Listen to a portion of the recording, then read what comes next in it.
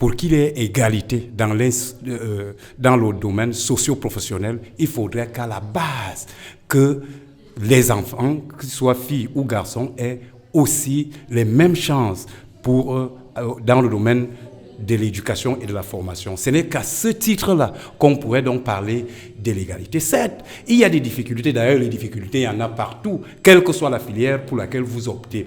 Il y aura toujours des difficultés, mais on ne va pas s'attarder à pleurnicher par rapport à ces difficultés-là.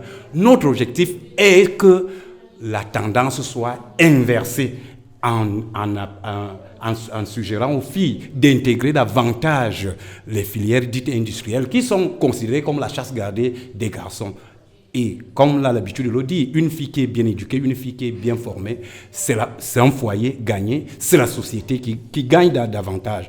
D'ailleurs, les statistiques démographiques démontrent à suffisance que les filles sont de plus en plus nombreuses. Alors on ne peut pas parler de développement en mettant à côté les compétences de ces dernières. On doit faire avec pour que nous puissions avancer. Oh oui, il faut dire qu'aujourd'hui la technologie a évolué. À l'époque, on savait qu'un menuisier, c'est le rabot, c'est la scie. D'ailleurs, je vais vous dire, parce que c'est mon domaine, l'abattage se faisait à la cognée. Il y a peut-être 50 ans, un siècle, mais aujourd'hui, nous avons des tronçonneuses, donc le menuisier est passé de celui-là qui utilise le rabot, la force musculaire, nous avons des machines. Il y va de même dans d'autres disciplines, telles que la maçonnerie, telles que l'électricité, donc de moins en moins, c'est-à-dire, nous sommes le monde évolue.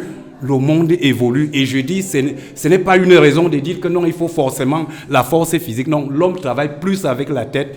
La force physique ne vient jusqu'à combattre. C'est juste un petit effort. Donc, moi, je dis, c'est pas une raison valable pour décourager nos jeunes filles à s'intéresser aux filières dites industrielles. D'ailleurs, je peux vous le dire, notre pays, nous avons la chance. Parce que, pour le dire, le Cameroun est un scandale, c'est-à-dire en termes de ressources naturelles. Et aujourd'hui, on commence déjà à déblayer comment on va exploiter. Mais comment pensez-vous que les Camerounais vont suffisamment profiter de ces aubaines-là quand nous ne sommes pas formés? Il faut que le garçon comme la jeune fille soit formé pour que nous puissions donc en tirer les bénéfices, les dividendes de tout ce que son Excellence, Monsieur le Président de la République, est en train de mettre à la disposition de ces jeunes. Et je vais encore vous dire, il n'a cessé de dire ensemble nous allons construire, ensemble nous allons construire. Donc les questions de développement ne sont pas la seule préoccupation des pouvoirs publics, c'est une affaire de tous et de tout le monde, femmes comme hommes.